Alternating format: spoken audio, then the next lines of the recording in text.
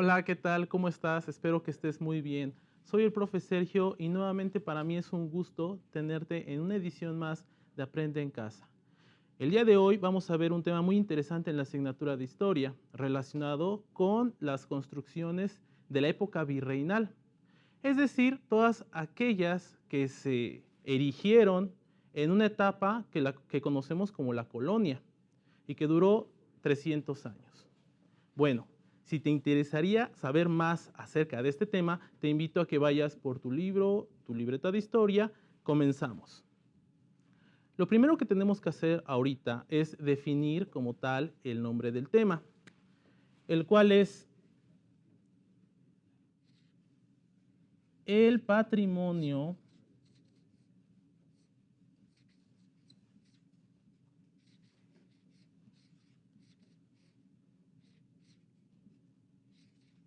virreinal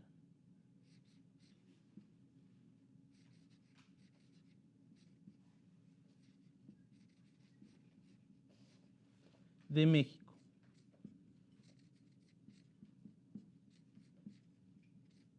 ¿Sale?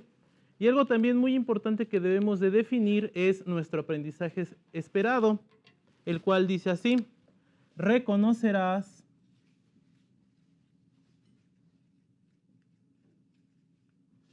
la presencia del patrimonio virreinal en el México actual. Muy bien. Afortunadamente, nuestro país tiene un patrimonio extenso, una gran variedad de edificios que se edificaron en aquella época, para lo cual te voy a pedir que pongas mucha atención, ya que vamos a distinguir los tipos que existen de patrimonio. En este sentido, debemos de definirlos como obras arquitectónicas,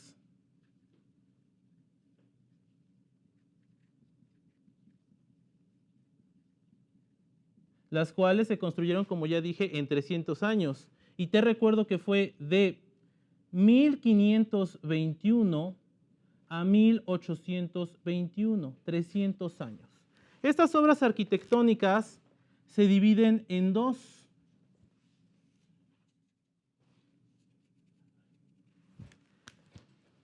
Unas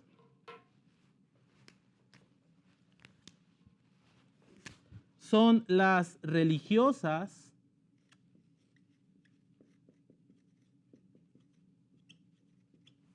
y otras las denominamos civiles.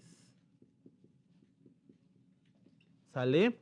Las religiosas, déjame decirte, que son todas aquellas construcciones que se edificaron para llevar a cabo las actividades religiosas. En este sentido, como tú sabes, fue acerca de la religión católica. Y aparte de las funciones que tienen y llevan a cabo la religión católica como tal, que es de oficiar misas, consagrar y sacramentos y demás, también tenemos, bueno, en aquella época fue muy importante la educación y también la evangelización, de tal manera que al gobierno español le interesaba mucho adentrar al pueblo indígena a la consagración o a la fe católica. ¿Sale? Entonces era muy importante en ese entonces ese tipo de funciones.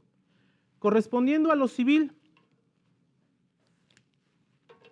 ¿qué funciones o qué características tendría que tener la arquitectura relacionada a lo civil? Bueno, era todo lo relacionado con la población. Por ejemplo, los edificios que se construían para los gobernantes de aquel entonces. ¿Sale? Todos aquellos edificios que eran para la administración del gobierno correspondían a lo civil. ¿Sale? También lo relacionado con los espectáculos.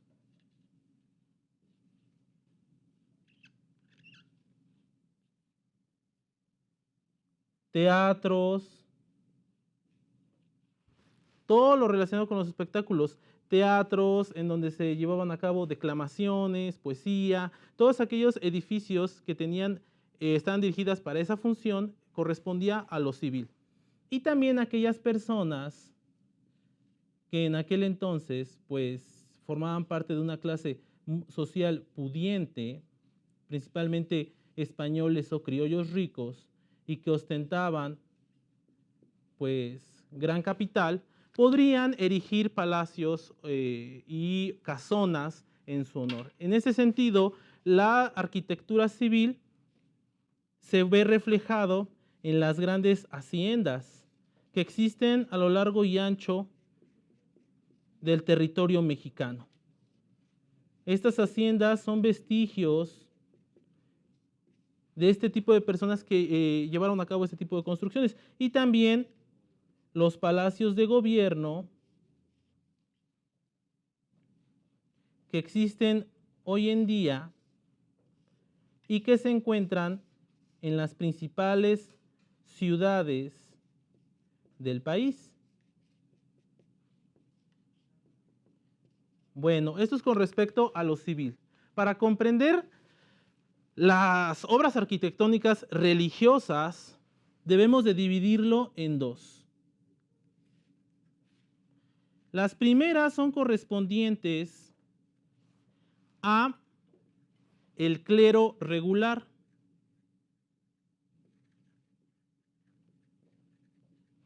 Y número dos, el clero secular.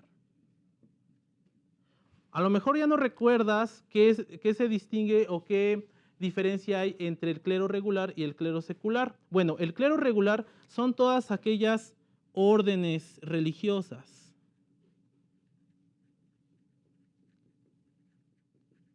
y que, como su nombre lo dice, para pertenecer a ellas tenías que cumplir con ciertas reglas. Las órdenes religiosas son como los jesuitas, franciscanos, dominicos, etc. Y todos aquellos tenían un objetivo o una misión por cumplir, de tal manera que cuando llegaban a un lugar con la intención de educar y evangelizar, fundaban villas, fundaban capillas, pero además de fundar este tipo de construcciones,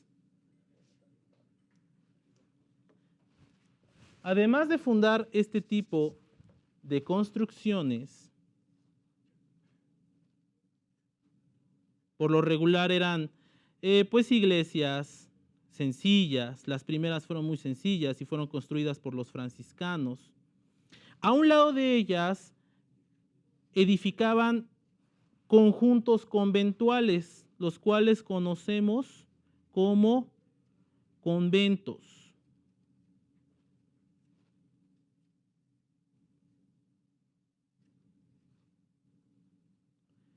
Estos conventos, el hecho de que hoy en día tengamos muchos en nuestro territorio, se lo debemos principalmente a estas órdenes religiosas que se asentaron en estos lugares y comenzaron a poblar con el objetivo de evangelizar a la población indígena. Por otro lado tenemos al clero secular, y el clero secular se le atribuye, bueno, primero que otra cosa, ¿qué diferencia hay entre el clero regular y el clero secular? Mientras el clero regular eran las órdenes religiosas, el clero secular estaba constituido por ministros católicos de alto rango, en este caso, sacerdotes, párrocos,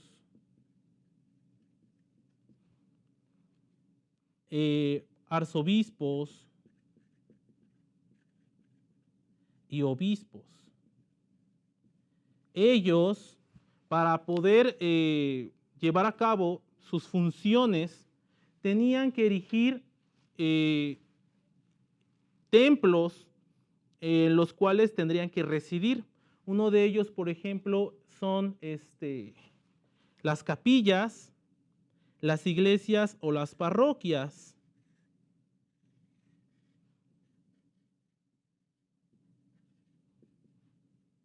Los cuales estaban asentados en pueblos y en donde ellos, pues de una u otra forma, tendrían que llevar a cabo sus responsabilidades eclesiásticas. Sin embargo, los obispos erigieron para que ellos las residieran grandes catedrales. Las catedrales tenían una importancia y una relevancia todavía mayor. Pues ahí es donde los obispos iban a administrar como tal el territorio delimitado para la fe católica. Y entonces, por su importancia, pues eran más suntuosas, eran más lujosas y más grandes. En un momento más, vamos a observar las características en su arte, en sus estilos. Y hablando de estilos artísticos, pues déjame decirte que en Europa surgieron muchos a raíz del Renacimiento. De tal manera que no tardaron en llegar al suelo que actualmente conocemos como México, que es nuestro país, pero que en aquel entonces era la Nueva España. Estos estilos artísticos, al llegar acá y al mezclarse con el arte que ya manejaban los pueblos indígenas, crearon estilos únicos, irrepetibles en el mundo y que hacen que nuestro patrimonio sea más original y más rico. Para eso preparé el siguiente video. Espero que lo veas y que te guste mucho. Lo vemos, por favor. A finales del siglo XV surgió en España un estilo arquitectónico llamado plateresco porque tomaba como modelo los trabajos detallados de objetos religiosos de plata. Este estilo llegó a Nueva España en el siglo XVI y se usó en fachadas de conventos e iglesias, y se enriqueció también con la creatividad de los artesanos indígenas mediante la mezcla de motivos prehispánicos con europeos. Así podemos observar también elementos del estilo gótico medieval en las bóvedas o techos de las capillas abiertas de algunos conventos, como en Tlaxcala, Huejotzingo, Yuridiapúndaro, Llanuitlán o Huaxtepec.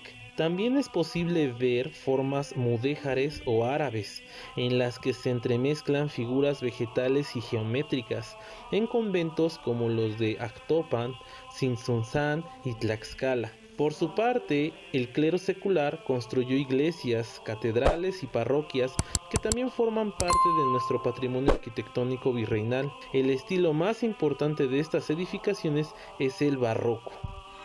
¿Qué es el barroco? Fue un movimiento artístico y cultural desarrollado en Europa durante los siglos XVII y XVIII y surgió de la necesidad de mostrar al mundo el poderío de la Iglesia Católica, que había sido puesto en entredicho a raíz de la Reforma Protestante del siglo XVI.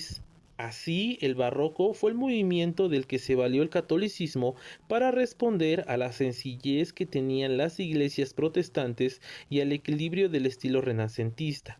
Ello explica que se caracterice por la exuberancia en la decoración y la abundancia de adornos. En arquitectura, las líneas rectas se transformaron en curvas y espirales, los edificios fueron decorados en forma excesiva e incorporaron muchas esculturas, lo que creaba un juego de luces y sombras que se conoce como claro-oscuro. Con ello se buscaba exaltar el espíritu del espectador e impresionar a los fieles con efectos teatrales. Las catedrales fueron las construcciones urbanas más importantes de la etapa virreinal. Constituían la sede donde residía el obispo y en ellas estaba representado, además del poder religioso, el poder civil.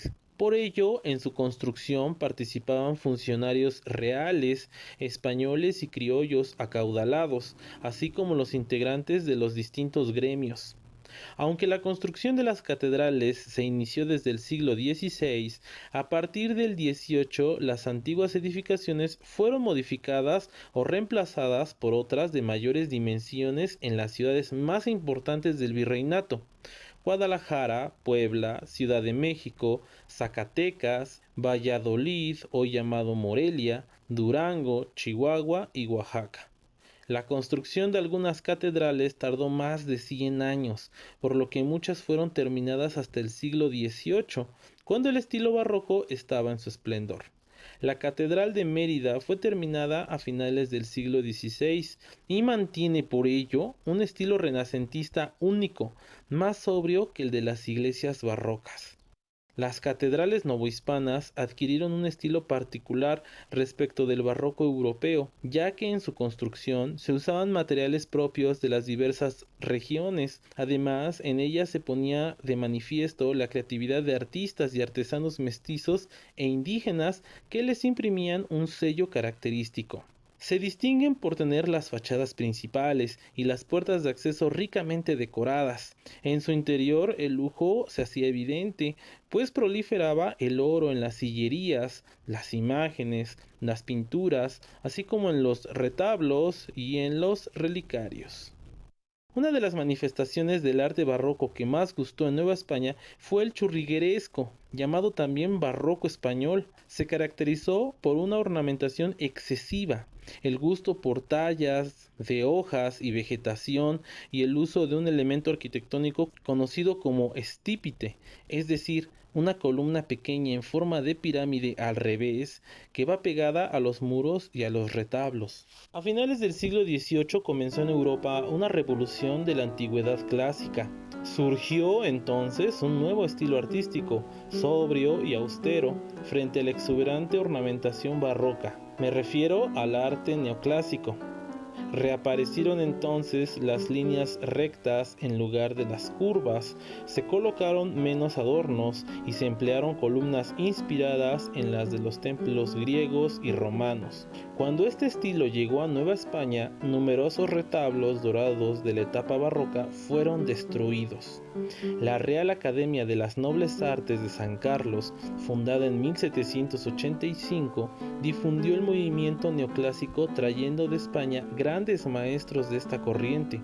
Algunos artistas que destacaron en Nueva España fueron el español Manuel Tolsá, quien se hizo cargo de la dirección de la Academia de San Carlos, así como Francisco Eduardo Tresguerras. Espero que te haya gustado el video. Como ya viste, el arte que existe en nuestro país plasmado en las obras arquitectónicas religiosas son invaluables, de tal manera que obedece a la población y hacer conciencia para poder valorarlas. Antes de entrar de lleno a las obras arquitectónicas civiles, déjame comentarte algunas características que tuvieron las obras arquitectónicas religiosas por parte de las órdenes religiosas. Una de ellas, y que distingue de las europeas, es que existió y se creó como tal un atrio. El atrio es una explanada enorme frente a la fachada de una iglesia y que conocemos muchos porque en cada municipio puede que exista alguna de ellas. Este atrio por lo regular estaba amurallado y en cada una de sus esquinas existía una capilla. ¿Por qué se hizo de esta manera? Bueno, los religiosos tuvieron que modificar su arquitectura y crear nuevos elementos a raíz de la cosmogonía indígena. Los indígenas antes de la llegada de los españoles llevaron a cabo sus rituales religiosos y festivos en el exterior. No era muy común verlos en el interior de un templo. Entonces ellos como tal plasmaron ese elemento en la arquitectura religiosa también. Y la razón por la que existieran capillas en las esquinas de este atrio obedece a que los indígenas tendrían que pasar a cada una de ellas para rezar a un santo o a Dios como tal en cuanto a la cuestión católica.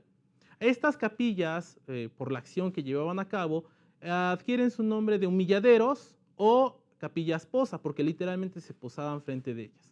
En medio del atrio existía como tal una enorme cruz de piedra, elaborada por manos indígenas como tal, y que caracteriza los elementos arquitectónicos en cuestión religiosa de nuestro país. Como ya viste también, las catedrales estaban dirigidas, la construcción de las catedrales solamente estaban dirigidas para aquellas ciudades importantes donde los obispos colocaban su sede. Muy bien, Ahora vamos a llevar a cabo, antes de pasar a las obras arquitectónicas civiles, me gustaría que para reafirmar los conocimientos que llevamos al momento, realices la siguiente actividad. Bien, la actividad se llama Obras arquitectónicas religiosas. Vas a leer el siguiente texto del arquitecto Agustín Piña Dreinhofer y realiza lo que se indica.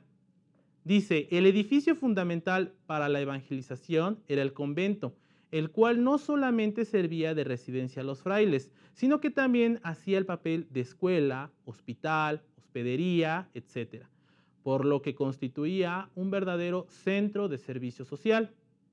Las puertas fundamentales de la composición de un monasterio mexicano del siglo XVI son la iglesia, el atrio y el convento. El atrio alcanzaba enormes superficies y se extendía generalmente fuera de la iglesia, prolongando su eje, y en él se situaban la capilla abierta, las posas y una cruz.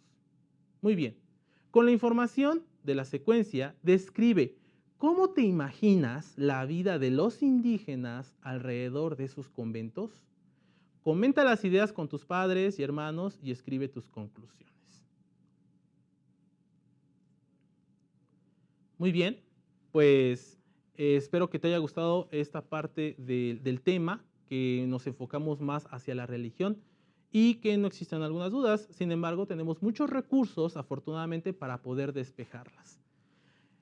Dicho sea de paso, entrando como tal a las obras arquitectónicas civiles, a diferencia de las religiosas, se conservan menos. ¿Por qué razón? Porque sufrieron muchos cambios a través del tiempo. Es muy difícil que nosotros encontremos una obra arquitectónica civil, por ejemplo, un teatro, un palacio de gobierno, etcétera, del siglo XVI, así como todavía existen conventos y catedrales o templos de ese siglo, precisamente porque sufrieron varios cambios a través de la historia. Sin embargo, los que se conservan, pues tenemos que valorar mucho sus características, para lo cual te preparé el siguiente video. Espero que te guste, lo vamos a ver. En cuanto a la arquitectura civil, nuestro patrimonio arquitectónico virreinal incluye también edificios de esta clase. Estos no son tan abundantes, pues a diferencia de las iglesias o conventos, las casas y palacios se derribaron y reconstruyeron con más frecuencia. Por la misma razón, hay muy pocos edificios civiles del siglo XVI y la mayoría de los que se conservan son del siglo XVIII. Ejemplos de construcciones civiles virreinales son colegios, universidades, hospitales, alhóndigas, ayuntamientos, aduanas y teatros, entre otros muchos. En los colegios y universidades se ensayaron nuevas formas de construcción en las que se buscó aislar los espacios interiores dedicados al estudio de los ruidos del exterior. La mayoría de las construcciones se embellecían con fuentes, corredores y patios, y se hacían finos trabajos de hierro forjado en puertas, ventanas y barandales. Durante el siglo XVIII, las ciudades novohispanas crecieron de manera importante. Peninsulares y criollos ricos construyeron casonas o palacios dentro de las formas y líneas del estilo barroco. En ellos se reflejaba la grandeza y riqueza de sus dueños. En la entrada, por lo general, se colocaba en relieve el escudo de armas de la familia propietaria. Las puertas, profusamente decoradas, eran altas y anchas para dar cabida a los carruajes. Los palacios se construían alrededor de 2 o más patios, uno central y los demás de servicio. Por lo general contaban con 2 plantas.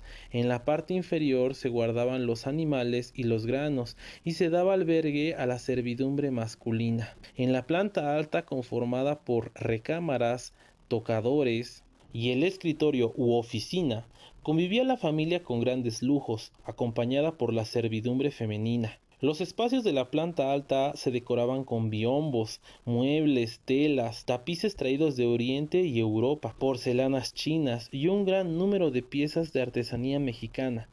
Durante la etapa colonial se construyeron tantos palacios en la Ciudad de México que el viajero inglés Charles Joseph La Trobe la llamó la ciudad de los palacios. Con la llegada del estilo neoclásico se edificaron imponentes palacios como el Palacio de Minería en la Ciudad de México y el Hospicio Cabañas en Guadalajara. Muy bien, ¿qué te pareció el video? Espero que te haya gustado mucho. Quiero decirte que ya estamos en la recta final y me gustaría mucho que para retroalimentar los conocimientos que llevamos al momento realices la siguiente actividad. Actividad 2. Preguntas de reflexión. A continuación, escribirás en tu libreta lo siguiente. ¿Qué aprendí? ¿En qué consiste el patrimonio arquitectónico de México que fue realizado en la época virreinal? ¿Qué características tiene la arquitectura religiosa colonial? ¿Qué la hace diferente de la civil? ¿Qué podemos hacer como mexicanos para proteger y cuidar ese patrimonio arquitectónico que hemos heredado de la colonia? Escribe tus conclusiones. Déjame decirte que el ejercicio de tu aprendizaje tiene mucho que ver con lo que compartamos con los demás. Entonces me gustaría mucho que las conclusiones que generes a raíz de este tema las discutas con tus papás, con tu mamá, con tus hermanos, perdón. Y en ese sentido, pues valoremos como tal el gran patrimonio virreinal que tenemos hoy en día en nuestro país, así como cuidarlo por su importancia histórica. Muy bien, pues para mí fue un gusto volverte a ver en esta edición de Aprende en Casa. En esta ocasión valoramos el patrimonio virreinal en cuanto a la arquitectura y eso nos hace reflexionar acerca del estudio de la historia.